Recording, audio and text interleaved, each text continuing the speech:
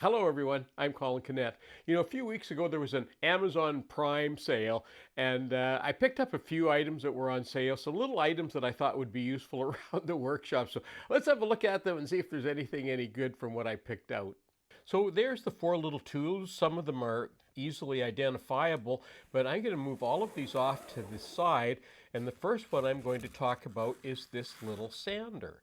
So there's that little sander, and the first thing that caught my eye with it is the shape of it. And you see that it kind of fits to the palm of your hand, and I guess there's a place where you can put your fingers in there. And just because the fact that it's hook and loop, and all of these pads. This is a 5-inch circular pad for my random orbital sander, and it just fits on there like that. You don't even have to hold it on there. It just stays on there, and your finger sort of automatically migrates to the side of it. And now when you push, you're pushing with the palm of your hand, and it's just a nice, easy way of pushing through to hand sand. I always end up finishing hand sanding as the last sanding because you run in the direction, the grain of the wood. So that's a nice handy little sander for, I forget what I paid for it, but something around 10 bucks. That's a handy little sander and it works well. I like that. The next item I picked up are these little mechanical pencils, and they come as a 2-pack, and it comes with some extra leads as well.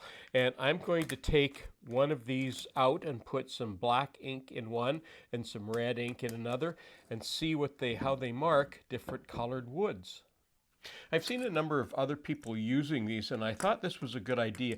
And what I really wanted to see, this is one of the only times I've seen red lead that you can put in these. So I've put red in one and black in the other. And of course, we all use a dark lead, and that works fine on lighter wood. And this one, as I'm doing that, it seems like it's a little harder lead, and it seems to be holding its point quite well. So that was marking well, but what I really wanted to see was the red, how well the red, first of all, marks on lighter wood. And yeah, it's not that bad, but mostly what I wanted to see was how it works on dark wood.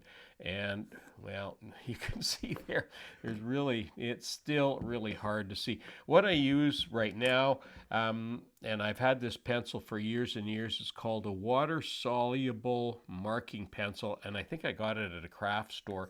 But look at it, it just does a great job of marking on dark woods like that. And I was hoping that this would sort of refill that, but it's not doing that. Anyway, nice little pencils. And the only thing I don't like is I hold a pencil like this, and I'm not used to this small structure down here. Maybe I'll get used to using it higher up. But the pencils that I use, of course, are a little thicker down here, so it'll take a little bit of adjustment. The other thing I found is that in the cap here is the sharpening little sharpening tool for these, and it actually worked quite well, and you can sharpen those to a pretty fine point, so you don't have to worry about looking around for a pencil sharpener. It's right there in the cap of the tool. So that's a pretty nice little marking pencil. The next thing to look at is these corner clamps, and I did have a quick peek in the box here, and they sent these with white gloves. I don't know what the purpose of the white gloves was for.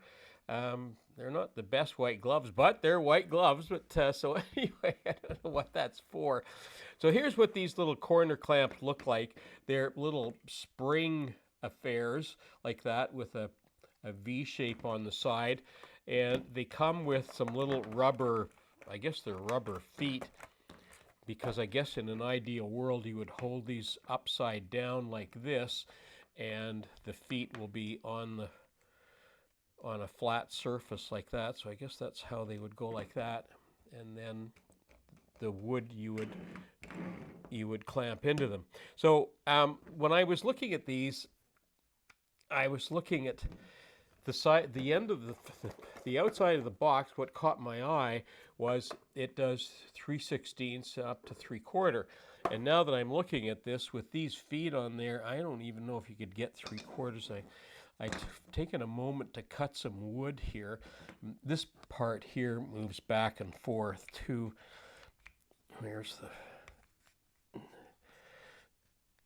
Oh, I don't know if you'll even get three. No, you won't get 3/4 in there with those feet on there. See how this is going to work here.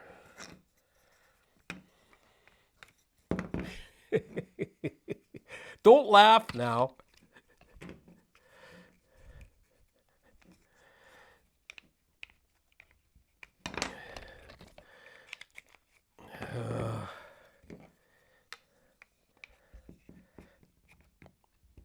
No, I guess you can barely get 3/4 in there when you take the feet out.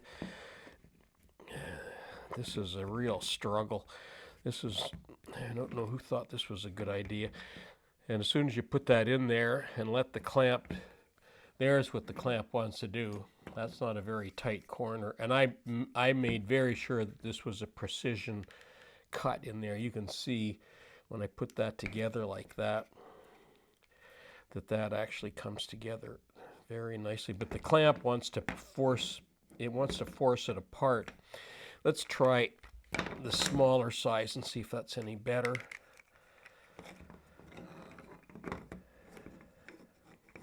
I think there's just too much strain on the springs for 3/4 of an inch. Yeah, and this is doing the same thing. Yeah, this wasn't the smartest. This wasn't the smartest investment I've made on here. I don't think you could use this to. It would be a real struggle to use this to clamp picture frames or anything together with this.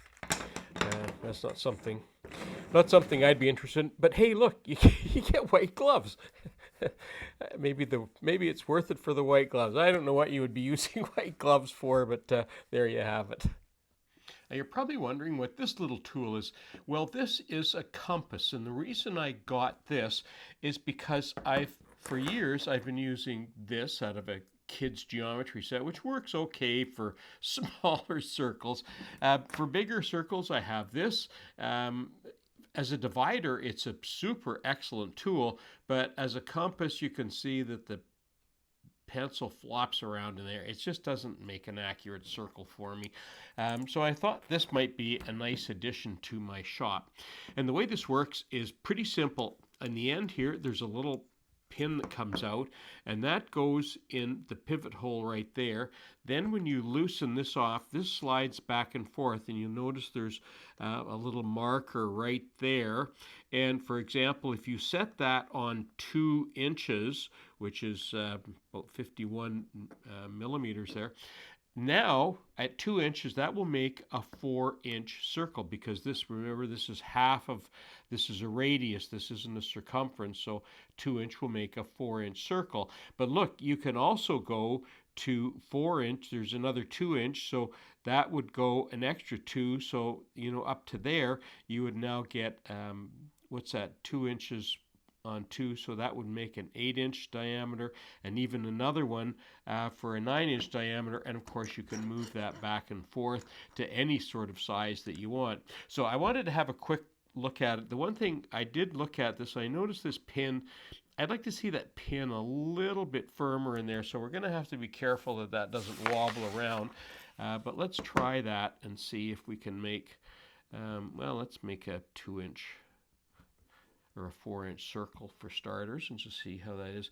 Now what I'm going to do here, I'm going to hold my finger on this as I spin it, just so that I don't want this to flop around. It's going to sort of hold the whole thing down, and I'll start here and go all the way around to there. There we go. Wow, that was simple, easy, accurate. That's actually a nice little tool. I like that.